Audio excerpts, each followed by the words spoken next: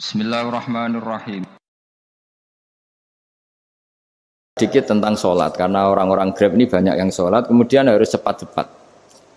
Dulu ketika sahabat punya imam yang lama sekali kalau sholat, sehingga si sahabat yang satu yang petani ini mufarokoh itu memisahkan diri, kemudian imamnya diselip. Itu boleh memang dalam fikih, kamu niat mufarokoh dulu. Mufarokoh itu niat bahwa kamu memutus hubungan dengan imam, kemudian meneruskan sholat sendiri. Singkat cerita, dua orang ini berdebat, Mu'ad sama Ar-Ra'i yang penggembala ini. Kamu munafik, sholat kok meninggalkan imam. Terus yang satu bilang, kamu keterlaluan, sholatnya lama sekali. Singkat cerita, dua orang ini lapor ke Rasulullah SAW. Uniknya Nabi itu membenarkan yang petani tadi. Kamu Mu'ad, jadi masalah. Agama ini tidak boleh jadi problem. Kalau kamu ngimami orang, jangan lama-lama. Di situ ada ibu-ibu yang ditunggui anaknya yang sedang menyusu, banyak petani yang nunggu macam-macam. Kayak pegawai POM ya ditunggu shift temannya, pegawai Indomaret juga gitu, apalagi Grab mungkin ditunggu penumpangnya macam-macam. Sehingga kebaikannya teman-teman yang kerja serabutan begini juga bergantung kebaikan imam tadi. Kalau sholat itu tidak boleh lama-lama, apalagi wiridan, sholatnya aja nggak boleh lama-lama, apalagi wiridannya. Nah, kadang-kadang orang ngira kebaikan tuh nggak ada sempritnya, ada juga. Sholat tuh ya disemprit sama Nabi. Kalau terlalu lama juga disalahkan, karena nanti agama ini menjadi apa? Problem, menjadi problematika. Nah, termasuk kebaikan kita ketika membolehkan ya atau mentoleransi atau mendukung pekerjaan mulai Grab dan lain-lain adalah agama ini rahmatan lil alamin. Dulu ada seorang sahabat tanya, ya Rasulullah, boleh enggak kita ngegeng di perapatan gitu? Kata Nabi, ya jangan kalau bisa. Tapi kita harus natahaddasannya, itu tempat kita jagungan di perapatan, di tempat-tempat umum lagi, di halte, Terus kata Nabi, enggak apa-apa, tapi fa'atut thoriq haqqaha, kamu harus memberikan hak jalan itu. Apa hak jalan itu? Satu, kamu amar ma'ruf, kalau bisa ya nahi mungkar, kemudian bikin suasana orang lainnya menjadi aman. Nah ini yang catatan. Kalau hitung saja, yang ikut Grab itu berapa ribu? Nah, ini tuh energi besar kalau di atas 100, berapa? 100 ribu. Hitung ya teman-teman di Grab, 100 ribu. 100 ribu ini kalau soleh semua, atau setengah soleh lah, kalau soleh banget keberatan ya soleh, setengah soleh.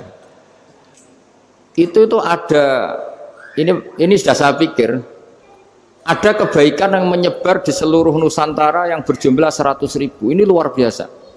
Ada kecelakaan, dia menolong pertama. Ada pemerkosaan, menolong pertama. Mungkin ada pencurian, ada apa. Maka kata Nabi, kamu kalau harus di jalan, itu kamu berkontribusi amar ma'ruf nahi mungkar. Saya sering ke Jogja karena saya mulai 98 di Jogja. Ya sering di terminal malam-malam. Saya ketika kecil itu sering diceritain orang nggak berani ke terminal ini banyak preman, nggak boleh ke terminal ini karena banyak preman. Ya mulai dari Sumatera, Jawa, hampir seluruh Indonesia. Kalau jam sekian sampai sekian sudah nggak berani karena banyak apa? Preman.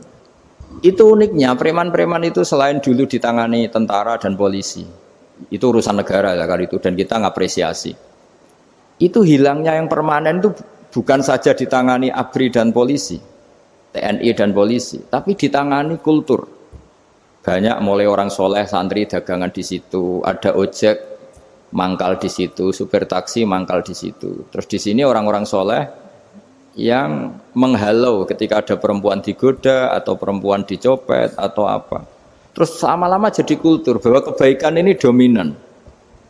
Setelah kebaikan dominan ini otomatis menyingkir sedikit demi sedikit. Jadi selain negara ini harus melakukan sesuatu yang seharusnya, yaitu menjaga masyarakat dari kriminalitas, sebetulnya yang paling awet dan paling mudah dilakukan itu tadi, kebaikan harus menjadi kultur bersama.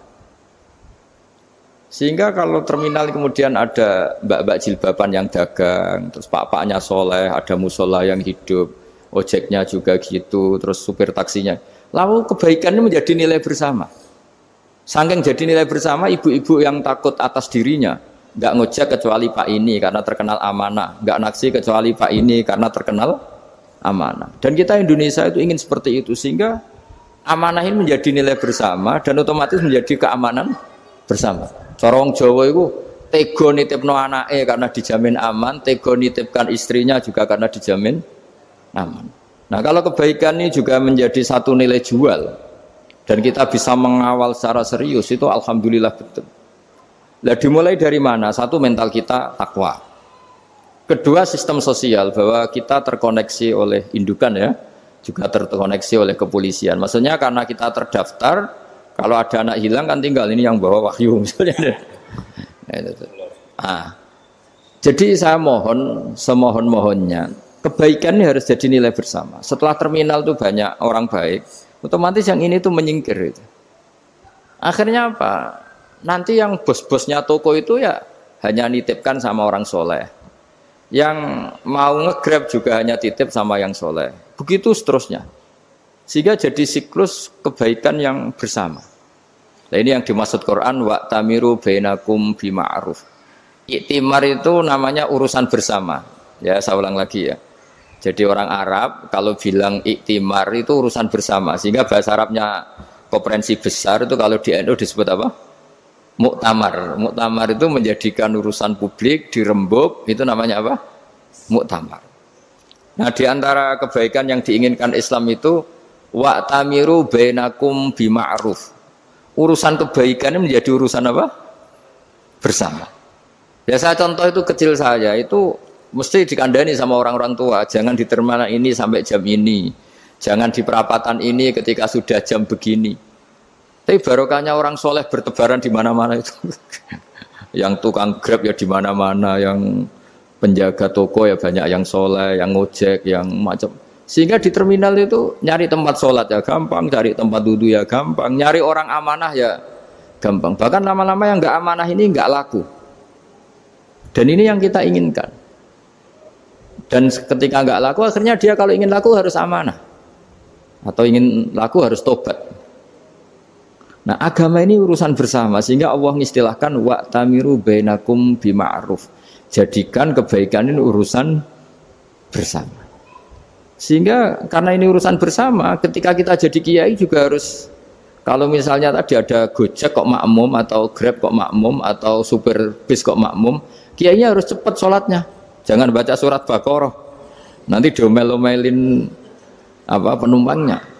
Begitu juga ibu-ibu menyempatkan jamaah, waktunya tidak lama, di rumah sudah ditunggu anaknya yang masih menyusu. Makanya Nabi ngendikan idza amma ahadukum as-sholata falyukhaffif. Kalau kamu jadi imam, sholatnya harus relatif cepat. Fa inna fihim ad-dhaif badal hajat. Di antara makmum itu yang banyak punya urusan. Selain ada yang lemah, ada yang punya banyak urusan.